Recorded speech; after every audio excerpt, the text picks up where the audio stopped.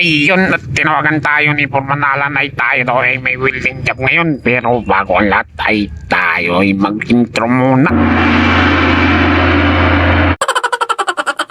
Ay tayo nga ay tinawagan ni Foreman Alan ay tayo daw ay magwi-welding din sa barangay Samil sa may Lukban, Quezon. Ala ay agaran tayong pumunta ka din Aba ito nga pala si Foreman Alan. Arriba.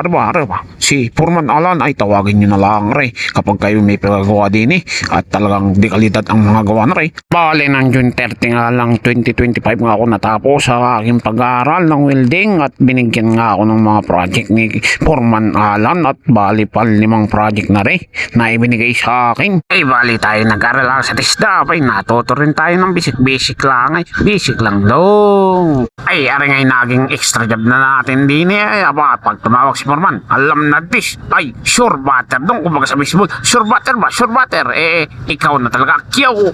Hindi naman hindi kaya nga tayo dito na sa surbater ay pag tayo na masada pa alay mahihilo tayo ikot-ikot aba ikaw ba ibig kaman sa hilo.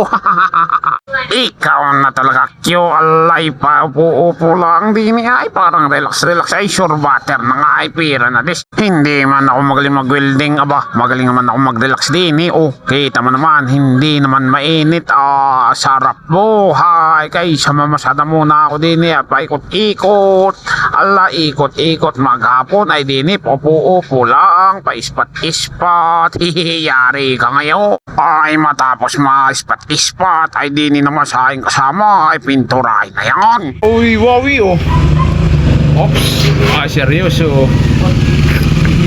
Yun, nadali na lalagyan na lang ng primer nadali na at saka lalagyan na lang ng fiber nga ba ito, Wawi? Fiber, wala naman hindi kayo no.